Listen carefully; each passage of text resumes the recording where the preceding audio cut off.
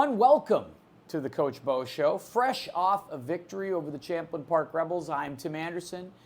Indoors today because we have all kinds of school stuff going on, but it should still be a fun time. Joined, of course, alongside Toby Ban, who does such a great job for our Anoka football team, and, of course, the head coach of the Anoka Tornadoes, Coach Bo Wasserich.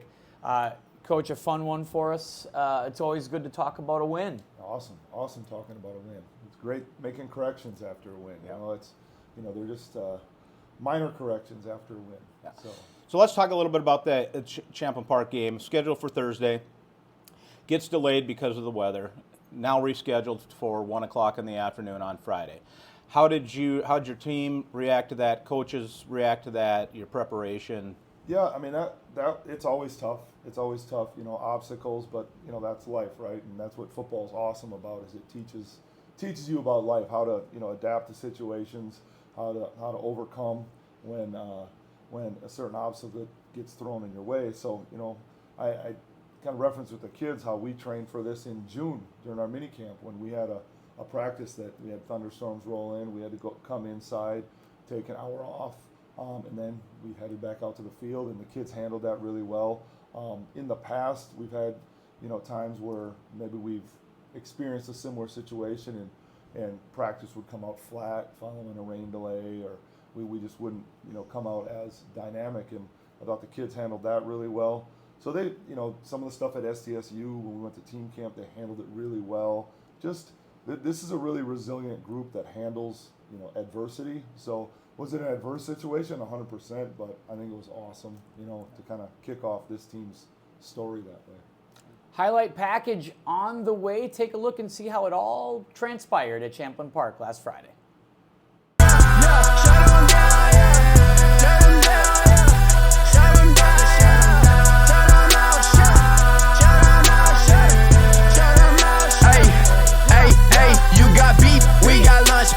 Team with a point, no punch, we don't have to defeat. Yeah, we all wanna come in with that lead until the game done. Shut them out, yeah. Okay, we walking out, we see the good wrist feel. We got the linemen ready to eat, pull out that good wrist shield. We train to go, see your swagger, you ain't ready for no smoke. Practice harder every week, this ain't no game, this ain't no joke. I hope you prepare for the beat. We run through the middle, we run through your teeth. If you throwing it deep, we put 6 on the sheet, and it's only first quarter, so cheers up your deep. Whenever the lights on and the whistle blows, every Friday night we put on a show. Good, better, best, never let it rest. Step on the field and get body, bro. We ain't no jokers, we pop like a soda. Get me like an ogre, don't say we ain't told you. You see we Anoka, we make no excuses. Relentless and ready with bros on my shoulders. Highlight reels on deck, yeah, they coming up. First half right hook, energize a bunny. Take 'em out, running all the money up. Leaving Cheerios on the board, no honey nut. Shut 'em out, shut 'em out, shut 'em out. Shut 'em out, yeah. Shut 'em down, shut 'em down, shut 'em down, shut 'em. Yeah, yeah. Beat, we don't want no punch. We all want that lead until the game done. Hey, shut 'em down, yeah. Shut 'em down, yeah. Shut 'em down, shut 'em out. Tornado City, we coming out hitting.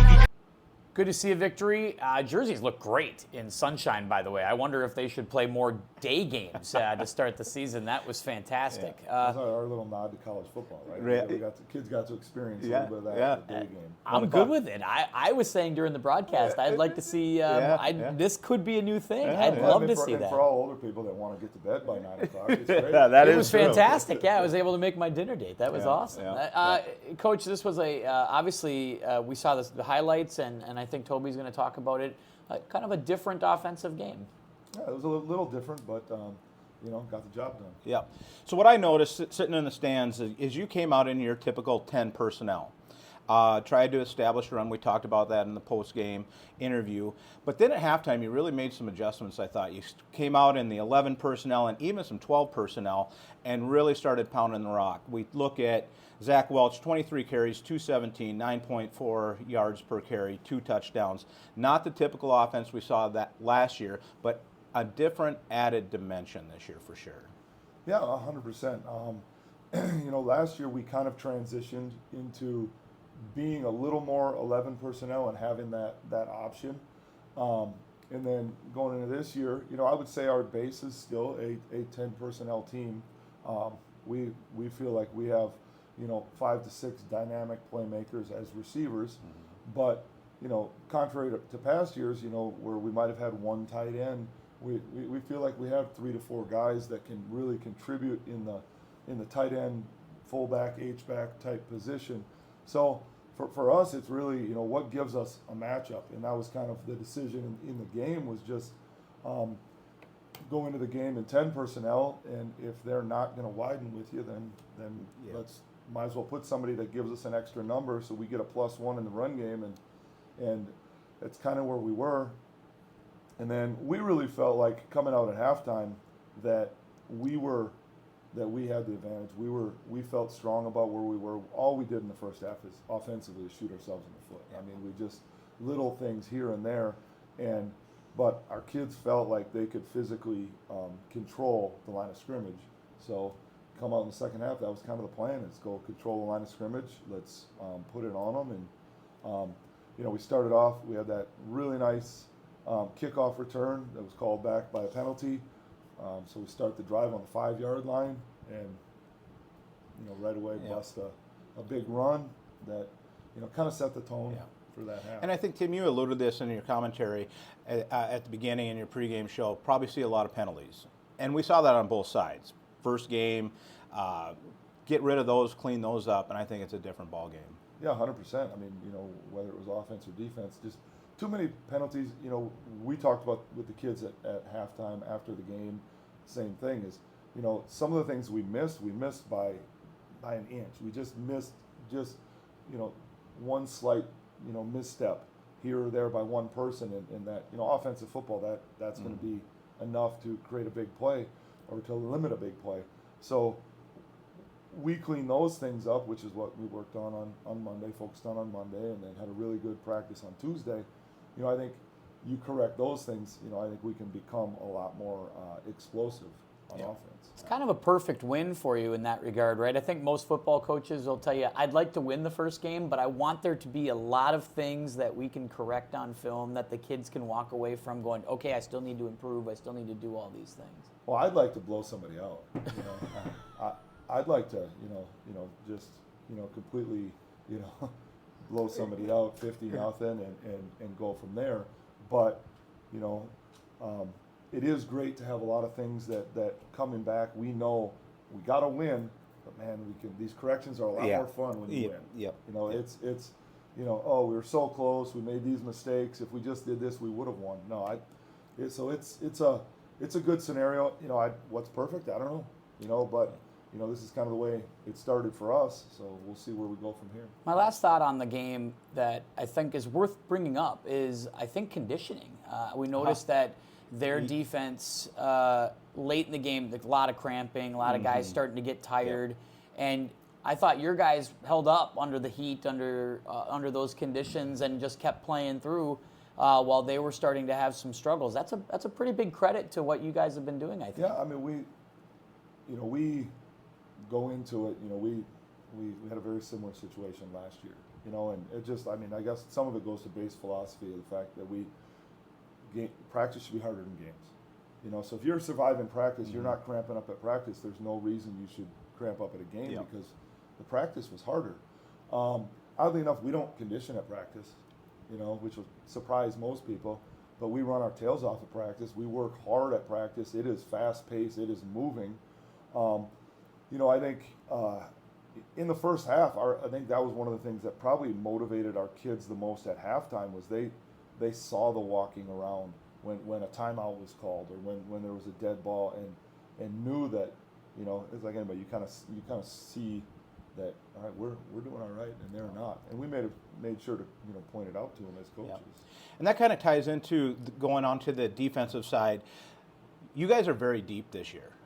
Defensively, I saw a lot of substitution, especially on the D line, moving guys in and out, keeping them fresh. But what stood out to me, I think, was the secondary play. Very physical. I think Cooper Baki stood out the most, had 5 solo tackles, a total of 10 tackles.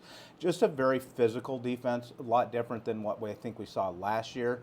Talk a little bit about those sub packages and that secondary play. Well, I mean, and that once again goes to some of our philosophy is, we're a 6A football program.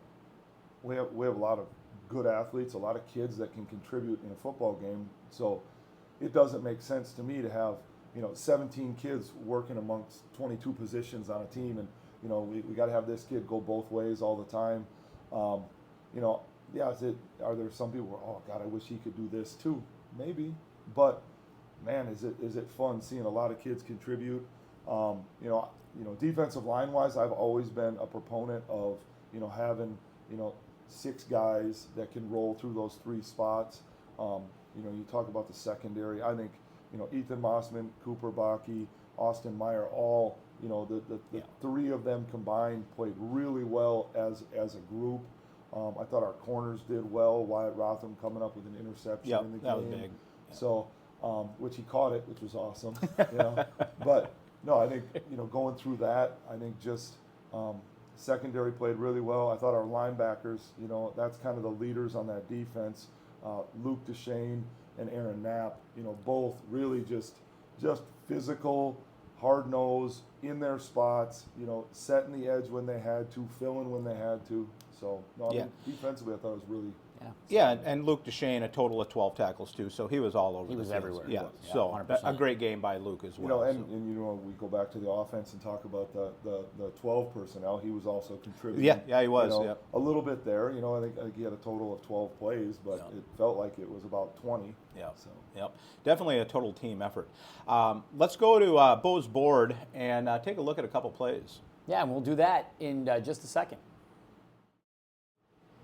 And we're back again with Coach Bo. Coach, this was not just a great weekend for your program at the highest levels, but across all levels. Yeah, I mean, we kind of kicked it off on Thursday night. We kind of had a split on that night. Our B squad, so our JV B team was over at Champlin, and after going in, tied at halftime, they kind of had some miscues in second half, but so came up with the loss in that one, but. Really a great chance for those younger kids, those sophomore kids, and some of our younger players that we're going to count on heavily next year. To be the core of that varsity, to really go get some physical football against a team that went freshman team from Champlin that went undefeated last year. So they played a really good football team and did well, grew as a group, positions.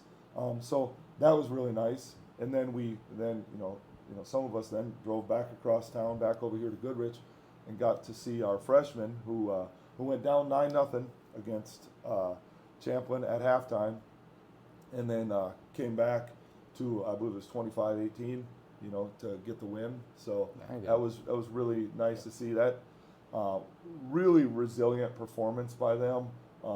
After they kind of similar to the varsity, where they kind of had a little bit of nerves, a little bit of shakiness in the first half, and then just came out and just played, our style of football. And these kids can play, what is it, six quarters? 6 quarters, 6.5. 6.5 quarters of football. So they're getting in a lot of football during the week, and I think that's important for the development, correct? 100%. I mean, if we're trying to be ready, we're a senior heavy team. I mean, there's no mystery about that. And when I think the juniors that are in our program, the ones that are active on varsity right now, they sure as heck want all these other guys getting ready, getting as many reps as they can, because they're going to count on them next year to be the guys. So I think one of the biggest probably disappointments was we weren't able to play the JV game on what was supposed to be Friday. There was discussion of having it before the varsity game, which wouldn't work for us at all. And then after the game, which any of us that were at the game knows, none of us wanted to be out there anymore, and we kind of made a decision that, I didn't feel it was safe for the kids to be out there that long and, stand on the sideline, then go through a JV game in that heat. And other people didn't want to play it on Saturday. I would have been fine whatever kids are available, playing it on Saturday morning. But it just wasn't an option. So unfortunately, that group didn't get to play. But they'll have a nice game this Saturday against St. Michael. It's time now to hear from some of the players, or hear from one of our standout players this past weekend. Here with Hot Takes with Toby, we got Cooper Bakke here. Last week you had a heck of a game. Give us your height, weight, position, and we'll talk a little about last week's game. My height, I'm 6 foot. I'm like 175, 180. I play safety, and last game I just did my thing and tackled a bunch of people. You had a total of 10 tackles, 5 solo, 10, and you brought the Thunder last week playing downhill. Plan on the same thing against STMA? Yeah, I don't think anything's really going to change. I don't think they're going to throw the ball that much, so it should be easier and more tackles. Senior year, what's your goals? What's your plans? Talk a little bit about it. I hope we go far in the season and that I just lead in tackles, top 3 at least. Hey, here we go. We're going STMA this week. Cooper Bakke, senior profile. Here we go. And back again on the Coach Bo Show. And Coach, we turn our attention now to STMA. We're back on the road for the second week in a row, but this time maybe a more normal game, a Friday night during the school week, all that good stuff. Yeah, intro to Friday Night Lights. Yeah, you sent this out on your Sports U communication. Whole new week for the kids. School starting, the classes now, you got morning lifts, practice after school. Kids are going to be tired. Talk about your preparation for STMA, how you're going to get them ready for this game Friday night. Important game. Yeah, well, I mean, I guess, first kind of what you referenced is, first and foremost, we look at ourselves as teachers, as coaches. And, and I try to put a lesson plan together each week on, something about life, something that I think our team needs, and something that, kind of, speaks to me. And I kind of, look at that on the weekend and say, what speaks to me, what comes to me as far as, a message that our kids need this week. And I felt like for this week, it was about focus. We have the first week of school. There's going to be a lot of demands on the kids. And I think as young people, our kids, specifically need to learn how to shift attention, how to refocus on things, how to put all of their attention into whatever they're with right now. Whether if they're hanging out with their friends at night, put your attention into that. Be focused on that.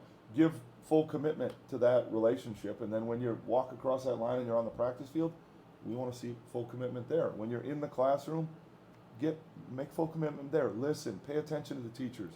Do those things. So this is a test for that this week, is how can you stay focused? And so, we kind of apply that into practice, and, we started with that on Monday. Yeah. Awesome. Well, Coach, Friday night, 7 o'clock, STMA. Good luck. Get another win. Yeah, that's the plan. They're a good football team. STMA is a good football team. Our whole 6A football in the state of Minnesota, they're all good football teams, and excited to see kind of how this journey for these guys continues. You can catch that game on QCTV and QCTV.org this Friday night. This is one of those fun streaming games. It's available for everybody to go watch, so please tune in and see if we can get to 2-0. Coach, good luck to you. Toby, Yep. Always a pleasure to see you. Good luck, Coach. Thanks, guys. Thank you. Yep. And we'll see you next time on the Coach Bo Show.